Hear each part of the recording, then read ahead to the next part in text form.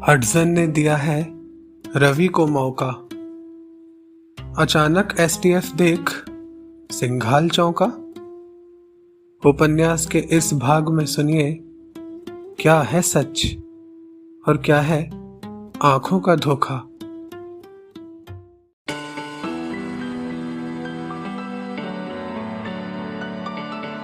Can I hold your hand? एक खूबसूरत एहसास, कोमल अग्रवाल की कलम से निकला उपन्यास।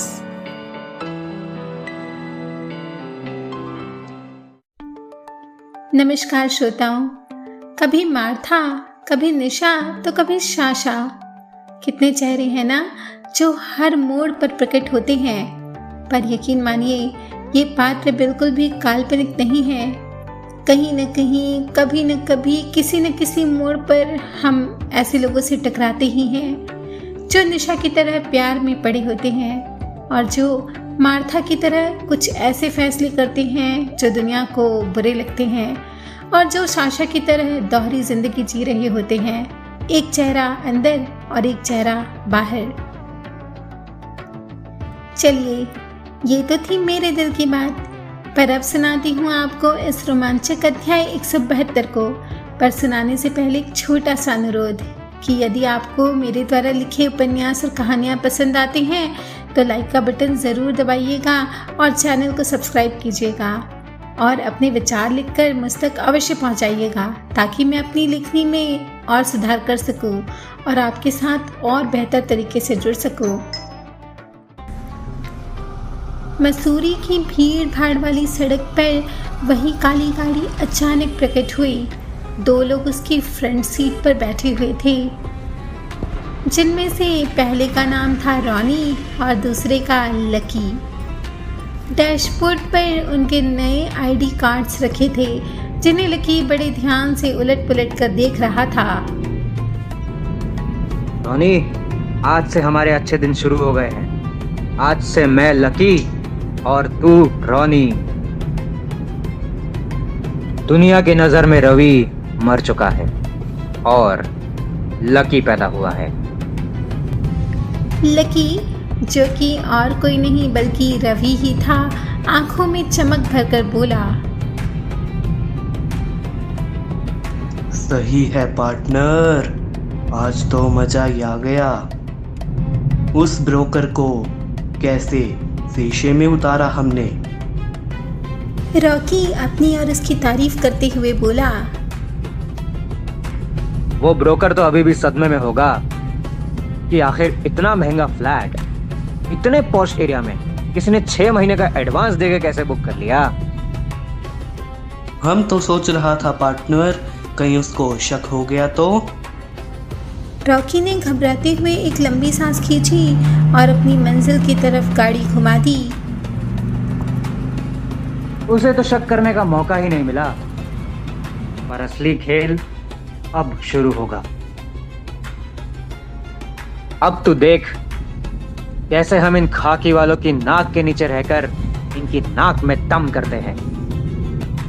रवि घमंड से एक तेज हंसी हंसकर बोला, दुनिया की नजर में हम भाई भाई हैं जो इस शहर में एक नया बिजनेस स्टार्ट करने आए हैं। रवि अपने फ्यूचर प्लान्स के बारे में रॉकी को विस्तार से बताने लगा। रॉकी और रॉनी ने स्थिति का फायदा उठाया।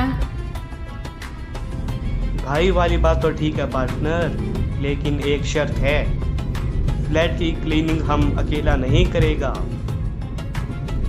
वैसे भी उस सूरज प्रताप सिंह ने हमसे क्लीनिंग करवा के जो हमारा इंसल्ट किया है वो अपने को आज भी याद है।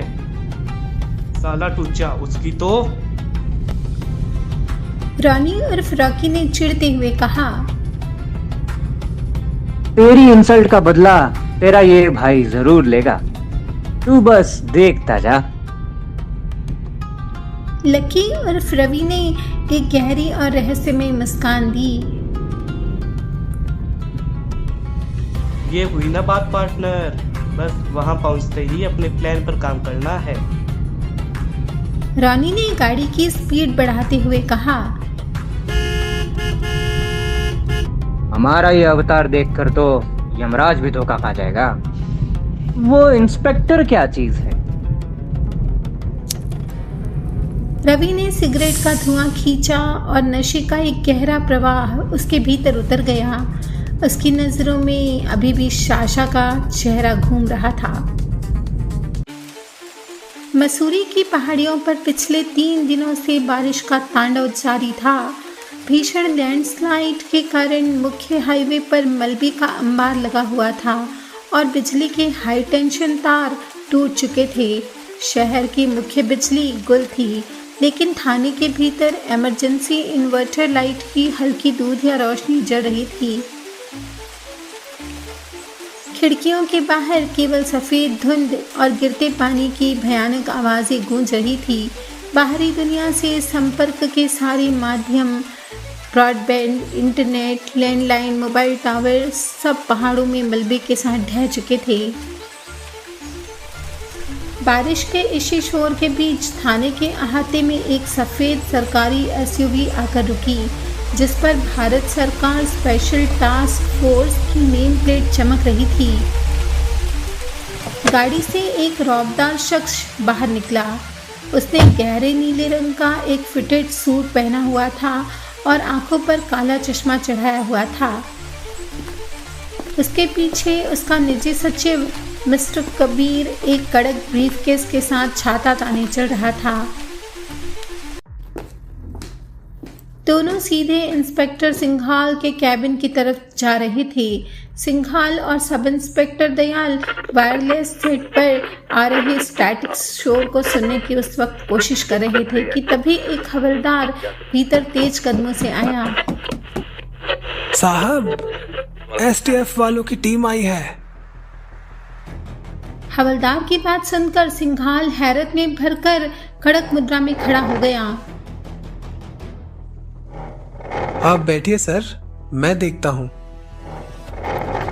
सब इंस्पेक्टर दयाल बाहर की ओर भागा और कुछ ही क्षणों में आगंतुकों को भीतर लेकर आया।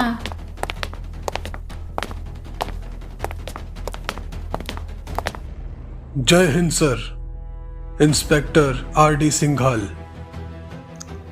सिंघाल ने अफसरों को देखते ही अपना परिचय दिया और सैल्यूट मारा।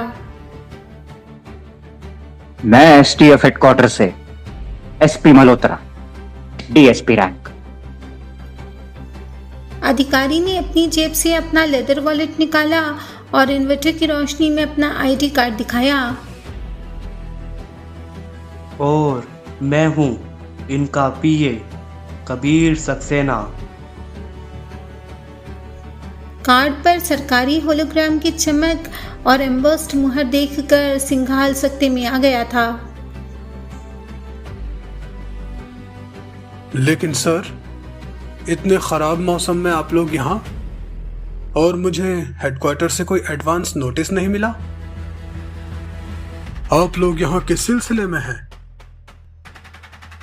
मल्होत्रा के चेहरे पर सख्ती उभर आई। नोटिस इसलिए नहीं मिला इंस्पेक्टर, क्योंकि ये एक रेड कॉर्नर केस है। कुलभूषण ओबरॉय के हत्यारे मामूली नहीं, वे हमारे स्टेट के लिए थ्रेट हैं, थ्रेट। मिस्टर कबीर। उनके संकेत पर कबीर ने हाथ में पकड़े लेदर ब्रीफकेस को मेज पर रखा और उसे खोलकर एक सील बंद लिफाफा निकाला, जिस पर स्पेशल टास्क फोर्स की मुहर लगी हुई थी। सिंघाल ने लिफाफा खोलकर एक सांस में उस सरकारी आदेश पत्र को पढ़ा और उसे पढ़ते ही उसके चेहरे पर परेशानी के भाव उभर आए। उसमें वॉल्चर और गूफी को सरकारी सेफ हाउस में पहुंचाने का आदेश छपा था और नीचे डीआईजी के हस्ताक्षर थे। लेकिन सर, इतने खराब मौसम में इन लोगों को यहाँ से ले जाना खतरे से खाली नहीं होगा। दयाल ने अपनी बात रखनी चाहिए, मगर मल्होत्रा के चेहरे पर आए कठोर भावों को देखकर वह चुप हो गया। मौसम ही तो सबसे बड़ी चुनौती है इंस्पेक्टर। स्थिति की गंभीरता को समझकर सिंघाल तुरंत बोल पड़ा। सर, मौसम ठीक होते ही मैं खुद इन्हें देहरादून पहुंचा कर आऊंगा, अपनी निगरानी में। सिंघाल की यह बात सुनकर एसपी मल्होत्रा का पारा चढ़ गया। तुम्हें आइडिया भी है इंस्पेक्टर? तुमने किन 2 क्रिमिनल्स को अपनी कस्टडी में रखा हुआ है? इंटेलिजेंस से पता चला है कि हार्डी गैंग के लोग लैंडस्लाइड और नेटवर्क जाम का फायदा उठाकर कभी भी थाने पर धावा बोल सकते हैं। सिंघाल का चेहरा गंभीर हो गया। उसने दयाल की ओर इशारा किया। सिंघाल दयाल को एक ओर ले गया। दयाल, हेडक्वार्टर फोन लगाओ वेरिफिकेशन के लिए। वह दबी जबान में बोला ताकि अफसरों को सुनाई न पड़े। हवलदार तब तक दोनों अधिकारियों के लिए गर्म चाय ले आया था। Dayal DIG office phone try करने लगा, लेकिन बारिश और आसमानी बिजली की वजह से लाइनें पूरी तरह ठप हो चुकी थी। सर, फोन लाइन डेड है और मोबाइल में भी सिग्नल नहीं आ रहे। बाहर का ट्रांसफार्मर भी उड़ गया है। कांटेक्ट करना तो इम्पॉसिबल है। हम पूरी तरह कट ऑफ है। अभी सिंघाल क्या करे ये सोच ही रहा था कि तभी मल्होत्रा ने चाय का घूंट भरकर कहा, अब सोचने का टाइम खत्म है इंस्पेक्टर। जितनी जल्दी हो सके इन क्रिमिनल्स को देहरादून सेफ हाउस में पहुंचाना होगा, वरना तुम्हारे थाने पर भी अटैक हो सकता है। ठीक है सर, तो मैं भी चलता हूं आपके साथ, सिक्योरिटी पर्पज से। सिंघाल ने प्रस्ताव रखा। सर, मेरे होते हुए आप क्यों जाएंगे? मैं जाता हूं ना। दयाल ने उन्हें बीच में टोकते हुए कहा, तुम ही चलो सब इंस्पेक्टर, आखिर हमें भी तो पुलिस प्रोटेक्शन की जरूरत होगी। इंस्पेक्टर साहब को आराम करने दो। मल्होत्रा ने दयाल के कहे का समर्थन किया। ठीक है दयाल, लॉकअप खोलो। वॉल्टर और गूफी को पूरी सिक्योरिटी के साथ इनकी गाड़ी में शिफ्ट करो। सिंघाल ने कड़क आवाज में आदेश दिया।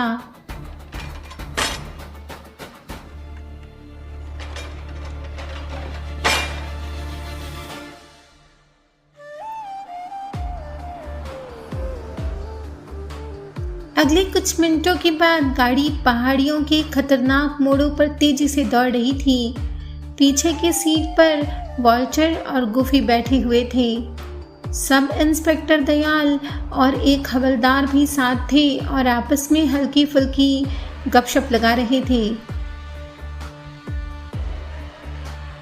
मेरी बात मानो सब इंस्पेक्टर, ये पुलिस की नौकरी में कुछ नहीं धरा।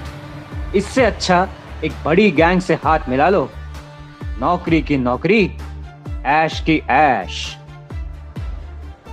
सामने की सीट पर बैठे मल्होत्रा ने एक रहस्यमयी मुस्कान देते हुए दयाल से कहा, आप तो बड़े मजाकिया हैं मल्होत्रा साहब। इतनी बड़ी पोस्ट पर होने पर भी हम जूनियर रैंक वालों से काफी फ्रैंक हैं। और मजाक तो अच्छा कर लेते हैं आप। दयाल ने भी चुटकी ली।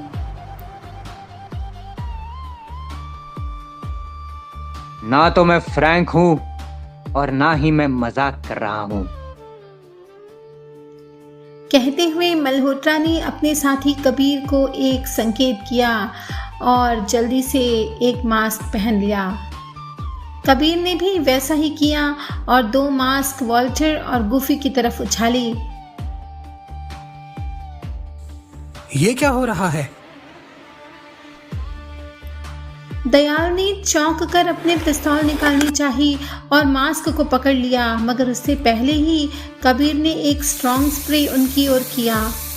अगले कुछ पलों में हवलदार और दयाल दोनों सीट पर लुढ़क गए। वॉल्टर और गुफी खुशी से उछल पड़े। कमाल कर दिया मल्होत्रा साहब। आई थिंक कि आप सरकार के लिए नहीं चीफ के लिए काम करते हैं। वॉल्टर ने जोश में भरकर सवाल किया। गाड़ी रोककर दोनों की हथकड़ियां कबीर ने हवलदार की जेब से मिली चाबी से खोल डाली।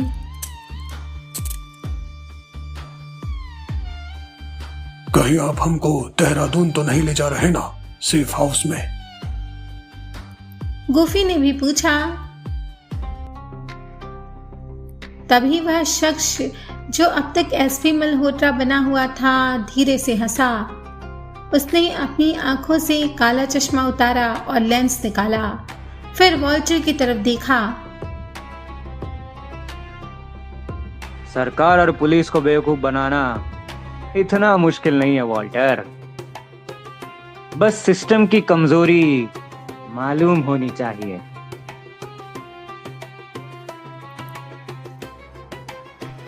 जैसे ही उसने पीछे मुड़कर वॉल्टर और गुफी को देखा, दोनों की सांसें ठहर गई।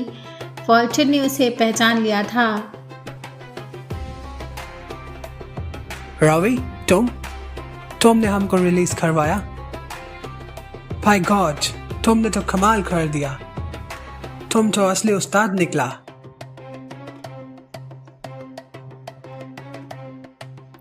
वॉल्टर चेहरे पर बड़ी सी मुस्कान लिए रवि की तारीफ कर रहा था, मगर उसकी आंखों में नफरत की आग सुलग रही थी।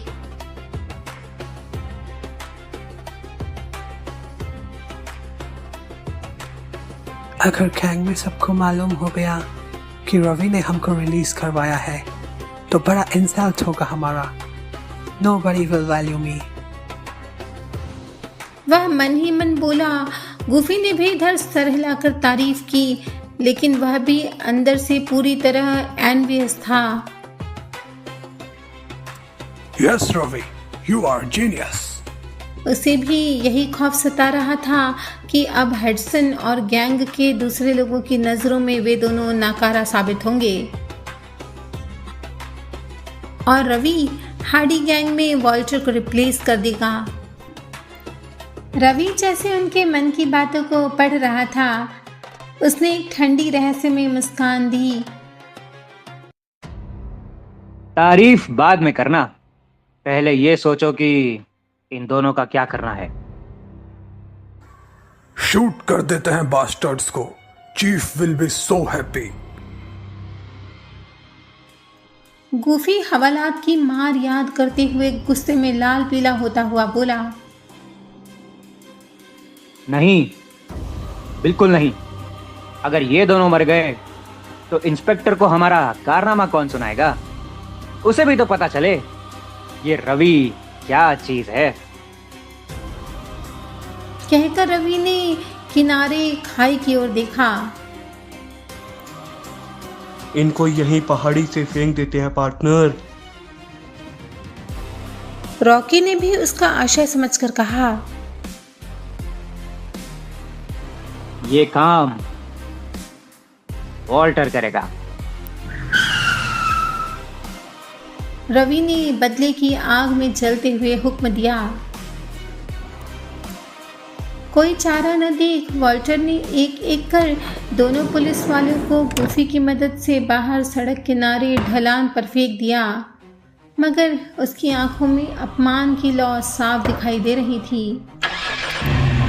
दोनों को फेंकने के बाद गाड़ी को सकरे और पेड़ों से घिरे पहाड़ी रास्तों पर दौड़ाता हुआ वॉल्टर सभी को सीधे गन हिल की ऊंचाई पर ले गया। रवि ने उसी प्राइवेट नंबर पर कॉल किया और इन्फॉर्मेशन दी।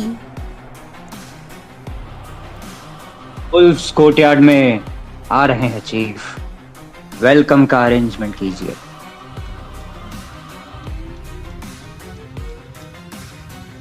घने देवदारों के पेड़ों के बीच छिपे एक वीरान क्लिफ पर हेडसन का प्राइवेट हेलीकॉप्टर उनका इंतजार कर रहा था, जिसके रोटर्स की आवाज़ बारिश के शोर को चीर रही थी। चारों तरफ धुंध का समंदर था। वॉल्टर ने गाड़ी को एक जगह छुपाया और गुफी के साथ तेजी से हेलीकॉप्टर में सवार हो गया। रवि और रॉकी भी दोनों के पीछे आकर हेलीकॉप्टर में शान से बैठ गए।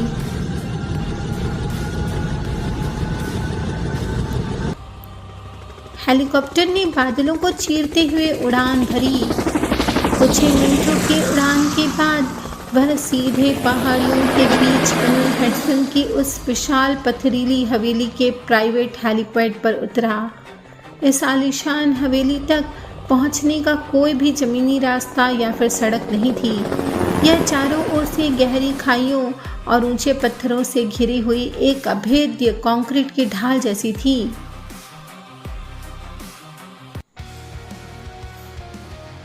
जब सब हेलीकॉप्टर से उतरकर नीचे आए तो हवेली में जश्न का माहौल था। सितंबर का महीना था और इस समय रात के सन्नाटे में मसूरी की पहाड़ियों पर बर्फ जैसी ठंडी हवाएं चल रही थीं। बाहर कड़ाके की ठंड थी और कोहरा देवदार के पेड़ों से लिपट कर चल रहा था, लेकिन हडसन की वह विशाल पत्थर की हवेली भीतर से किसी जलते हुए महल की तरह गर्म और दीप्तिमान थी। रोशनी की धूम देखते ही बनती थी। वॉल्टर और गुफी अंदर ही अंदर जलते हुए एक नकली विजयी मुस्कान देते हुए सबसे पहले भीतर गए। उसके बाद रॉकी और अंत में रवि ने पीठ पर हाथ बांधे भीतर कदम रखा तो उसकी आंखें चुंधिया गईं। भीतर का डेकोरेशन विक्टोरियन स्टाइल और मॉडर्न लग्जरी का एक अनोखा सम्मिश्रण था। ऊंची छतों से लटके क्रिस्टल शैंडिलियर्स पूरी महफिल को सुनहरी रोशनी में नहला रहे थे। हडसन खुद रवि के स्वागत में खड़ा था। उसके ठीक दाईं ओर थी वही मादक रूप सौंदर्य की स्वामिनी जिसे रवि पहली ही नजर में अपना दिल दे बैठा था। Welcome mister actor. साशा ने उस रात एक बेहद ही ग्लैमरस और हॉट बैकलेस ब्लैक ड्रेस पहनी हुई थी जो कि उसके दूधिया बदन को उभारती हुई रवि पर कह ढा रही थी। उसकी पतली कमर और ड्रेस के गहरे कट से झांकती उसकी मखमली पीठ किसी का भी ईमान डगमगाने के लिए काफ़ी थी। उसके गले में डायमंड्स का एक बारीक चोकर चमक रहा था जो कि उसकी सुराहीदार गर्दन की खूबसूरती को और बढ़ा रहा था।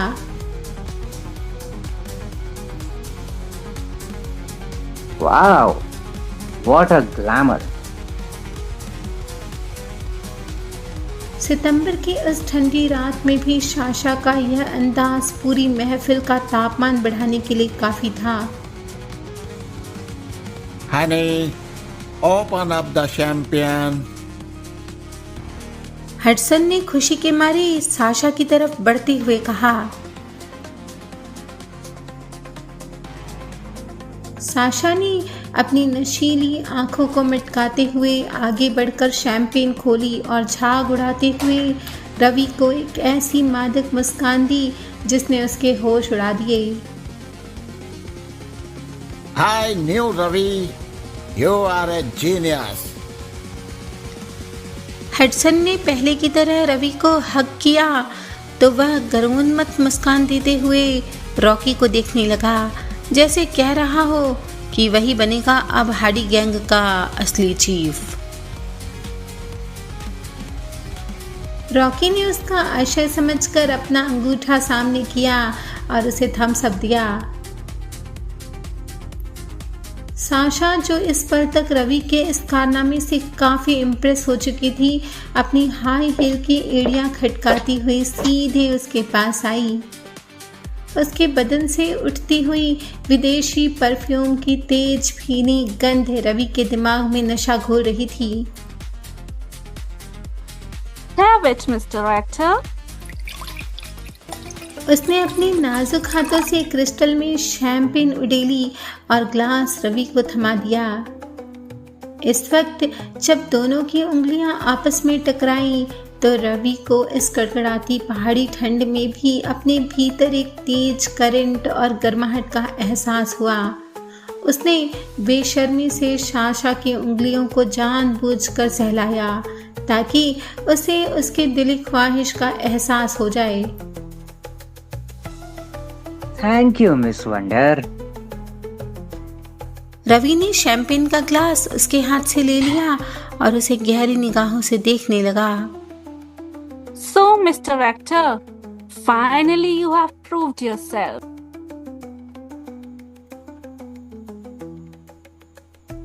साशा ने अपनी मखमली आवाज में रवि को नशीली आंखों से देखते हुए कहा, वो तो मुझे करना ही था मिस वंडर, किसी खास को इम्प्रेस जो करना था। हडसन को गुफी और वॉल्टर के साथ बिजी देखकर रवि साशा की तरफ थोड़ा सा झुका और उसके कानों में धीरे से कहा, लेकिन उसके बाद अचानक पीछे हट गया। And that's me, honey. तभी हडसन ने अपने प्रिय नाम से साशा को संबोधित करते हुए नजदीक आते हुए कहा। दोनों चौंके। साशा ने तुरंत रवि के चेहरे से अपनी नजरें हटाई और हडसन की ओर बढ़ गई। Come, honey. उसने प्यार से हडसन के गले में बाहें डाल दी। पार्टी की धुंधली रोशनी के बीच हडसन बहक रहा था। उसने बेझिझक साशा को अपनी बाहों में खींच लिया और उसके बाद उसके होठों पर एक गहरा और तीखा किस किया। रवि का तन बदन ईर्ष्या से दहक उठा और वह अनमना हो उठा। डिनर लग चुका था। साशा एक बार फिर रवि के पास आई। Enjoy your dinner. उसने एक अनोखी अदा से कहा और हडसन को लेकर उस शानदार डाइनिंग टेबल की ओर बढ़ी जो जश्न की इस रात में शाही अंदाज में उन दोनों के लिए सजाई गई थी। मेज पर कश्मीरी और पहाड़ी व्यंजनों की भरमार थी। कड़कड़ाती ठंड के मिजाज के हिसाब से गर्मा गर्म कश्मीरी रोगन जोश, दम आलू, पहाड़ी कहत के कबाब और खुशबूदार जाफरानी पुलाव सर्व किया जा रहा था। चाइनीज कटलरी से उठते हुए मसालों की शाही खुशबू पूरे हॉल में महक रही थी। हडसन और साशा कैंडल्स के डिम लाइट में एक साथ बैठकर डिनर करने लगे। साशा फोर्क से चिकन का एक रसीला पीस उठाकर बेहद प्यार से हडसन को खिला रही थी और हडसन उसका हाथ चूमता हुआ वाइन की चुस्कियां ले रहा था। यह नज़ारा देखकर दूसरी मेज पर बैठे रवि के सीने पर सांप लौट रहे थे। वह अपनी प्लेट में रखे चिकन को बस कांटे से कुरेद रहा था और रॉकी रवि के इस अचानक खराब हो गए मूड का कारण जानने के लिए उतावला हो रहा था। इधर नजरों का खेल जोरों पर था। हडसन के साथ होने के बावजूद भी साशा बीच बीच में अपनी कातिल निगाहों से सीधे रवि को देख लेती थी और हडसन के मुंह में निवाला डालते हुए भी उसके चेहरे पर एक रहस्यमय मुस्कान तैर जाती थी। उसका वह मादक सौंदर्य रवि को विचलित कर रहा था और उसकी मोहिनी मुस्कान उसे अपने नशे के मकड़ जाल में फंसाने के लिए पर्याप्त थी। पर हडसन को उसके इतने नज़दीक देखकर रवि का पारा 7वें आसमान पर पहुंच गया था। She is not your cup of tea, partner. Rocky ने एक तरह से उसे समझाते हुए कहा, नहीं है तो एक दिन हो जाएगी। रवि एक बार जिसे छू ले वो उसकी हो जाती है। रवि ने साशा की ओर तिरछी नजरों से देखते हुए अंतिम वाक्य कुछ इस तरह से कहा कि साशा को सुनाई दे गया और वह समझ भी गई कि रवि आखिर क्या कहना चाहता है। रवि और रॉकी इस समय उस खास आलीशान कमरे में आराम कर रहे थे जो हडसन के विदेशी मेहमानों के लिए सुरक्षित होता था। कमरे में इस वक्त हीटर जल रहा था और इस ठंडी रात को गर्म बनाए हुए था। पार्टनर, उस अप्सरा का क्या हुआ? रॉकी ने नर्म स्प्रिंग के गद्दे पर उछलते हुए उसे पाखी की याद दिलाई। काहे की अप्सरा बे? अप्सरा तो आज दिखी है, वो भी इन खूबसूरत वादियों में, बादलों के बीच। रवि तो जैसे साशा के सपनों में खो गया था।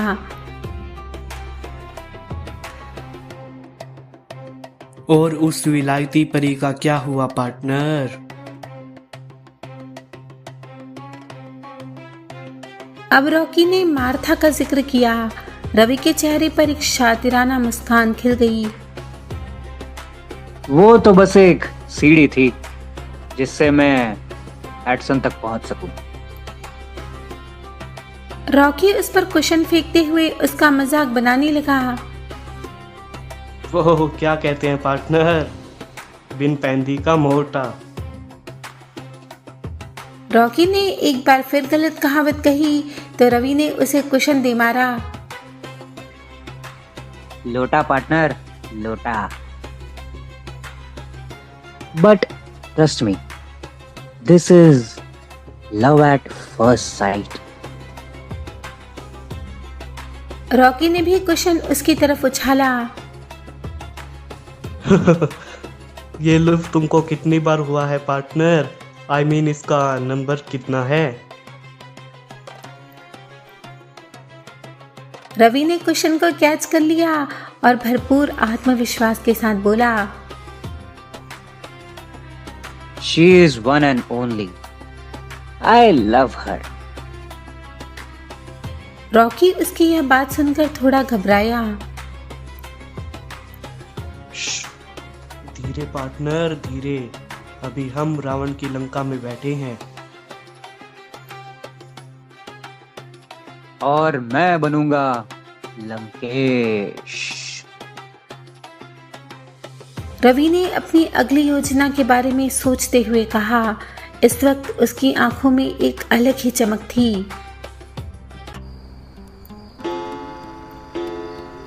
हवेली की बड़ी गोलाकार घड़ी की सुई रात के 2 के कांटे पर अटकी हुई थी कि तभी 2 कदमों की आहट बाहर के सन्नाटे को चीरती हुई महसूस हुई। घुमावदार सीढ़ियों से होते हुए एक साया उसी कमरे की खिड़की पर दिखाई दिया जहां रवि और रॉकी बिना किसी डर के चैन की नींद सो रहे थे। उसी काले साए ने खिड़की के पाले की एक खास जगह पर अपने हाथ से हल्का सा दबाव दिया और अगले ही पल खिड़की अपने स्थान से हट गई। एक हल्की सी चरमराहट और साया कमरे के भीतर दाखिल हो गया। वह दबे पांव बेसुध पड़े रवि के सिरहाने आकर खड़ा हो गया और फिर उसने, कोमल जी, मत मारना, मत मारना। अरे ये तो मैं हूं, रवि नहीं। वो कहानी सुनते हुए मुझे झपकी आ गई थी ना, तो मैंने देखा कि वही साया मुझे मारने आया है। तो बहुत बुरा जोक था ना। अब इससे पहले कि आप मुझ पर लात घूंसे बरसाएं, मैं हवा हो जाता हूं। लेकिन उपन्यास को लाइक, शेयर, कमेंट और चैनल को सब्सक्राइब करके आप भी यही कीजिएगा। अब जानिए हमारे कंट्रीब्यूटिंग आर्टिस्ट के नाम। वो है अभय गोयल, रानू मैनी, खुशवंत साहू और प्रभात साहू। फिर मिलेंगे आपसे अगले भाग में। तब तक बने रहिए कनेक्टिंग ड्रीम्स के साथ, जो दे सपनों को पंख।